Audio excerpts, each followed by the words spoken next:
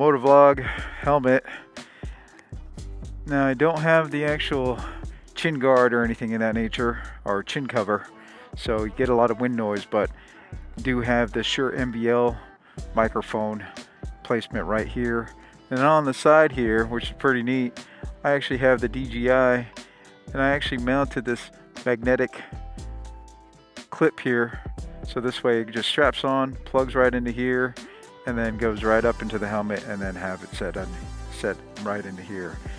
Pretty neat functionality. I like it, and can't beat the views. Just hit record right here down below, and then the audio syncs up, and it works for me. So let's do this.